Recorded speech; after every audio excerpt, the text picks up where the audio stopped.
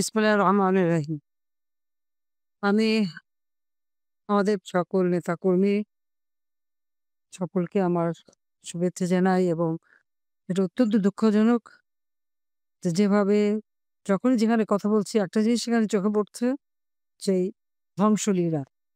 মানে আওয়ামী লীগ সংগঠন এই সংগঠনটাকে ধ্বংস করার জন্য বা তাদের প্রত্যেক নেতাকর্মী বাড়ি ঘর থেকে শুরু করে সবই জ্বালিয়ে পুড়ে শুধু তারা যে শারীরিকভাবে হত্যা করছে বা আঘাত করছে, মারছে বা জেলে পুরে রাখছে সেটা না।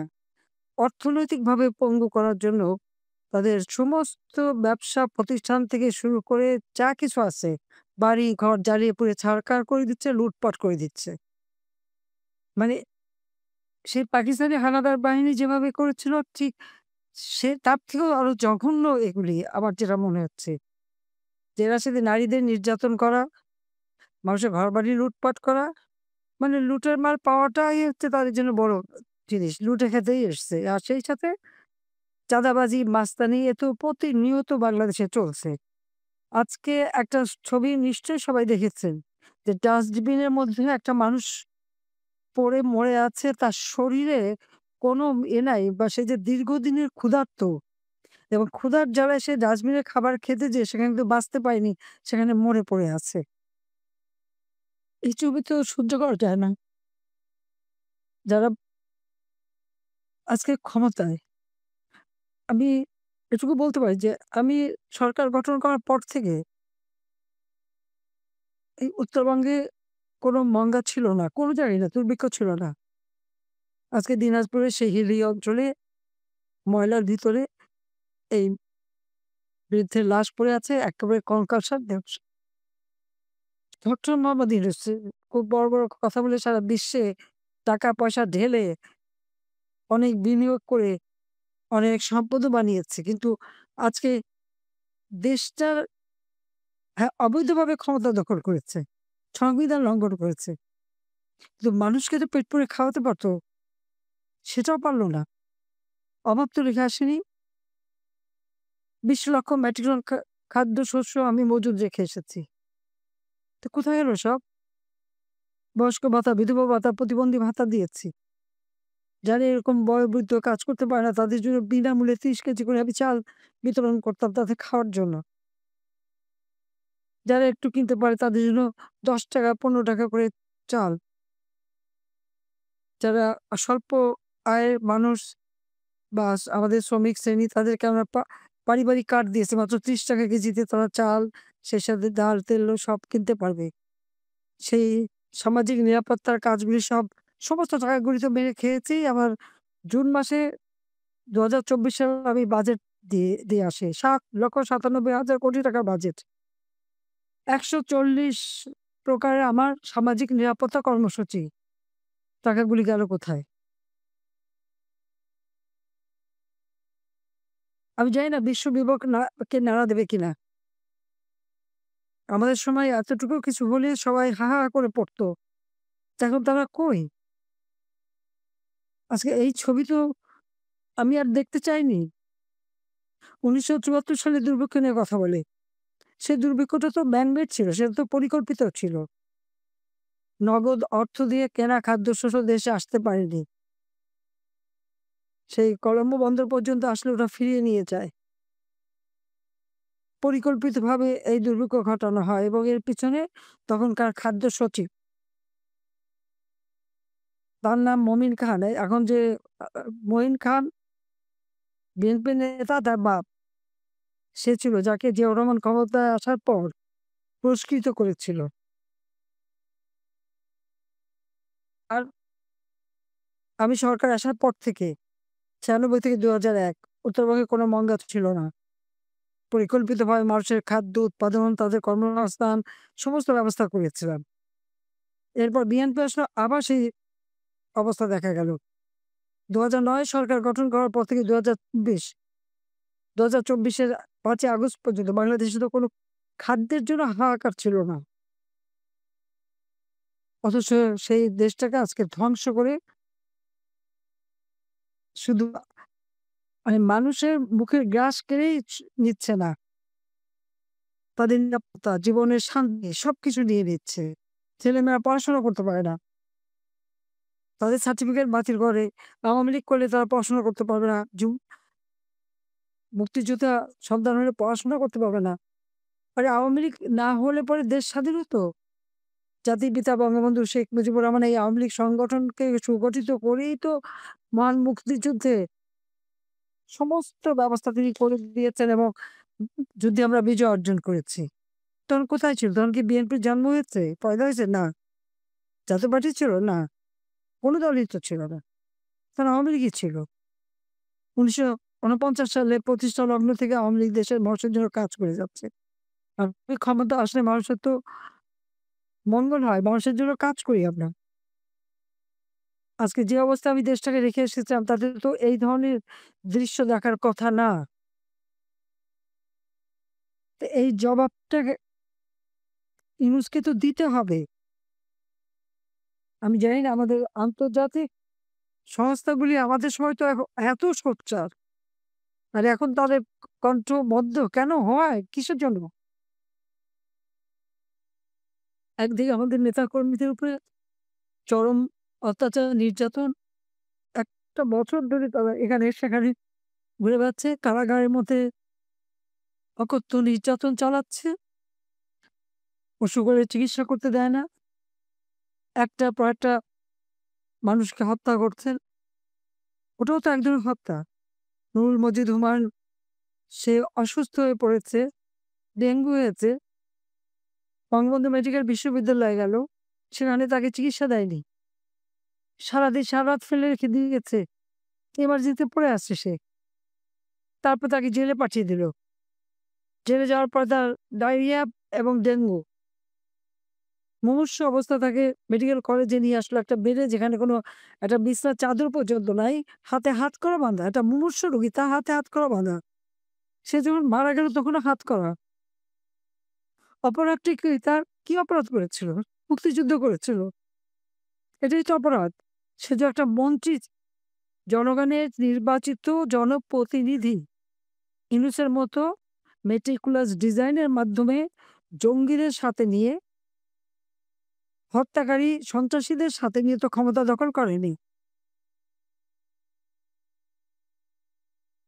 সে তো জনগণের ভোটে নির্বাচিত হয়ে সরকারের মন্ত্রী ছিল। আজকে তার সাথে এই ধরনের আচরণ এবং এরকম প্রায় এ পর্যন্ত 15-20 জনের মতো এই কারাগারে তাদের উপর অত্যাচার, নির্যাতন, বিনা চিকিৎসা, ঠিকমতো খাবার দেয় না। তারপরে আবার তাদের উপরে নির্যাতন করে, কোর্টে নিয়ে আসে, হাতকড়া দিয়ে বয়োবৃদ্ধ আমাদের নেতাকর্মীরা তাদেরকে যে আচরণ করছে কারাগারে। মহিলাদের উপর কয়েদিদের নির্যাতন চালায়। অসভ্যতার একটা সীমা আছে।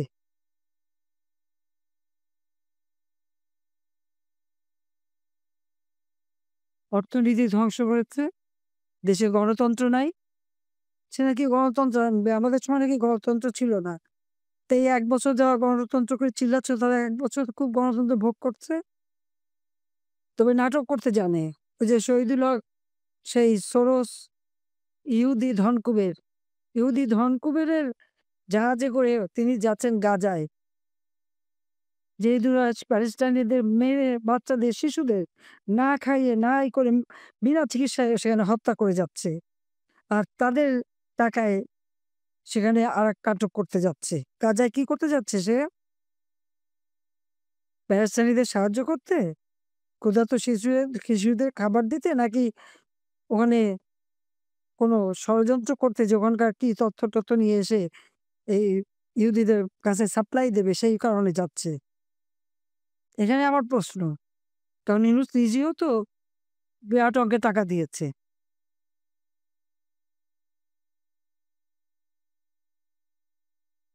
চাঁদপুর আর মহেশপুর সবসময় খুব সন্ত্রাসের দাপট। এখানে অনেক কষ্ট করে আমাদের সংগঠন করে আমাদের নেতাকর্মীরা। ঝিনাইদহ সবই। কিন্তু আমি ১ম বার সরকারে এসে এই যত আন্ডারগ্রাউন্ড পার্টি সবাইকে আমি সারেন্ডার করিয়েছিলাম।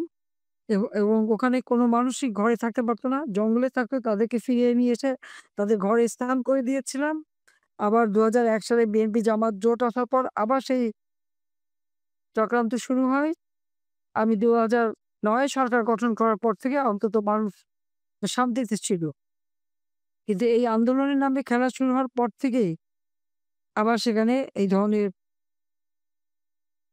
নির্যাতন চলছে। তার উপর সংখ্যালঘু সম্প্রদায়ের উপরে নির্যাতন। আমাদের একটা ইউনিয়ন আওয়ামী লীগের সেক্রেটারিকে মেরে গাছের সাথে ঝুলিয়ে রাখলো। সেই ঘটনা ওখানে ঘটিয়েছে ইউনূসের বাহিনী, এই সমন্বয়ক এবং মব সন্ত্রাসীরা দেশটাকে এক্কেবারে ধ্বংসের কিনারে নিয়ে গেছে। এই জায়গা থেকে এই দেশকে মুক্ত করতে হবে। একটার পর একটা ঘটনা ঘটে যাচ্ছে। একটার পর একটা জ্বালাও পোড়াও করবে, কিন্তু মামলা দেবে আওয়ামী লীগের নেতাকর্মীর বিরুদ্ধে। মারবে, গুলি করবে, হত্যা করবে, মামলা আওয়ামী লীগের নেতাকর্মী। তবে গুলি খাওয়া লোক তার বিরুদ্ধেও মামলা। আজ গোপালগঞ্জে গণহত্যা চালালো, সরাসরি গুলি করে মানুষ হত্যা করেছে। এই অবস্থা তো চলতে যাও। আমি এটা বলবো, আজকে আসলে ওই ছবিটা দেখার পর থেকে আমার খুবই কষ্ট হচ্ছে। সেই রাজবাড়ী গোয়ালন্দের নুরা পাগলার লাশ কবর থেকে তুলে লাশের উপরে অত্যাচার, এটা কোনোদিন কেউ দেখেছে বাংলাদেশে? পৃথিবীতে কেউ দেখে এটা? যে লাশ তুলে নিয়ে সেখানে তাকে সেই লাশের উপরে লাঠি দিয়ে পিটালো, তারপরে আগুন দিয়ে পোড়ালো। আওয়ামী লীগের বহু নেতাকর্মীকে এভাবে পুড়িয়ে পুড়িয়ে হত্যা করেছে, যাদের নাম ঠিকানা পাওয়া যাচ্ছে না। পুলিশ মেরেছে, আনসার মেরেছে, এবং তাদের এই হত্যাকাণ্ডগুলি কিসের থেকে? আজকে পুলিশ মেরেছে বলে আমাদের বিরুদ্ধে মামলা দেয়, আমাদেরকে শাস্তি দিচ্ছে। মারলো তো সেই 7.62 বুলেট। এই বুলেট কে চালালো? কেন তদন্ত হলো না? আমি যে তদন্ত কমিশন গঠন করে দিয়েছিলাম 18ই জুলাই, সেই তদন্ত কমিশনকে কাজ করতে দেয় নাই ইউনূস। ক্ষমতা এসেছে বাতিল। সে দুর্নীতি করছে সবার। ইউনূসকে বলল নিজের চেহারাটা আয়নায় দেখেন। আর তার ওই যে সমন্বয়করা যারা আছে, এনসিপি পার্টি, তার উপদেষ্টা, তারাও যেন নিজেদের চেহারা আয়নায় দেখে। দুর্নীতিবাজ খুঁজতে হবে না, ওই আয়নাই বলে দেবে কে দুর্নীতিবাজ। দুর্নীতি দমন কমিশন কর্তৃক ইউনূসের বিরুদ্ধে মামলা, মানি লন্ডারিং এর মামলা, অর্থ আত্মসাতের মামলা, ট্যাক্স ফাঁকির মামলা, নিজের কোম্পানির লেবারদের টাকা আত্মসাৎ করেছে সেই মামলা, সাজাপ্রাপ্ত আসামি। ক্ষমতা আসতে না আসতেই সব সাজা বাদ আর সব মামলা প্রত্যাহার। অত সাহস থাকলে তদন্ত করে দেখতে বলতে পারতো যে সঠিকটা কি। সেখানে আবার আমাদের সাংবাদিক কর্মী, নারী কর্মী, তাকে জেলখানার মধ্যে যে বারবার তাকে হয়রানি করা হচ্ছে। কিন্তু সে সব মানে দুর্নীতির তদন্ত করতে গিয়েছিল, তাই তার কাছে কি তথ্য আছে? তো আমি এই ইউনূসকে বলতে চাই, বা তার যারা যাচ্ছে সেই ডিবি টিবি সবাইকে বলি, ওদের কাছে কোনো তথ্য নাই, তথ্য সব আমার কাছে আছে। কারণ ইউনূস যেদিন থেকে পদ্মা সেতুর টাকা বন্ধ করলো এবং যেদিন থেকে ওই এমডি পদ ছাড়বে না, ১০ বছর বেআইনিভাবে চালালো, তখনই আমার সন্দেহ হলো যে এই লোকটাকে আমরা এত ভালো মানুষ কিভাবে ভাবলাম। এটা চরম জঘন্য মানুষ। তখন থেকে তার বিরুদ্ধে সমস্ত দুর্নীতির তথ্য আমি সংগ্রহ করেছি। আমার কাছে সময় ছিল। ঘটনাচক্রে আমার নিজের কাছে বেশ কিছু তথ্য থেকে যায়, ক্লাউডে ছিল। যেখান থেকে আমি আবার বক্তব্য বলে যাচ্ছি, তার ব্যাংকের টাকা, সে যে ট্যাক্স ফাঁকি দিয়েছে, ৩৮টা কোম্পানির ট্যাক্স সে দেয়নি, সেখানে তার মামলা হয়েছিল। একে একে সব মামলা সে প্রত্যাহার করে নিয়েছে। নিজে একটা বড় দুর্নীতিবাজ, তার উপর খুনি, সে আবার আমাদের বিরুদ্ধে মামলা করে আর মিথ্যা কথা বলে বেড়ায়। সব জায়গায় সে তার মিথ্যা কথা। খাগড়াছড়িতে একটা ১৪ বছরের মেয়েকে রেপ করেছে, ওরা বিচার চেয়েছে যে রেপ করে তাকে গ্রেপ্তার করলেই হতো। না, সেখানে যে তাদের উপরে, পাহাড়িদের উপরে অত্যাচার, নির্যাতন। সেই নির্যাতন করে এটা কি করেছে? এটা নাকি আওয়ামী লীগ করেছে। আমরা করিয়েছি এবং ভারত করিয়েছে। বাস উদর পিণ্ডি উদর ঘাড়ে। নিজের অপকর্মের দোষটা অন্যের ঘাড়ে চাপানোতে ওস্তাদ হচ্ছে এই ডক্টর মোহাম্মদ ইউনূস। কাজেই এই সুদখোর ইউনূসের হাত থেকে দেশকে রক্ষা করতে হবে। দেশের মানুষকে বাঁচাতে হবে। সেজন্য আমি বলব, যে যেখানে আছে, যার যা কিছু আছে, তাই নিয়ে যে যেভাবে পারবেন এর প্রতিরোধ করতে হবে। আর ইউনূসের ইউনূসের ক্ষমতা অবৈধ ক্ষমতা। নির্বাচিত প্রতিনিধিদের বিচার করার তার কোনো অধিকার নাই। এটা অনধিকার চর্চা। এটা সংবিধান বিরোধী। কারণ তার ক্ষমতার ভিত্তিতে কোনো সংবিধান নাই। সংবিধান ছাড়া জঙ্গিদের দ্বারা সে ক্ষমতা দখল করেছে। বাংলাদেশের যতগুলি জঙ্গি ঘটনা ঘটেছে, সেই হলি আর্টিজানের জঙ্গি ঘটনা, ২১শে আগস্ট গ্রেনেড হামলা, হযরত শাহজালালের মাজারে ব্রিটিশ হাইকমিশনের উপর গ্রেনেড হামলা, ১০টা অস্ত্র চোরাকারবারি মামলা, গুলি, হত্যা, যত সন্ত্রাসী এবং বিডিআর যে বিদ্রোহ, সব আসামি ছেড়ে দিয়েছে।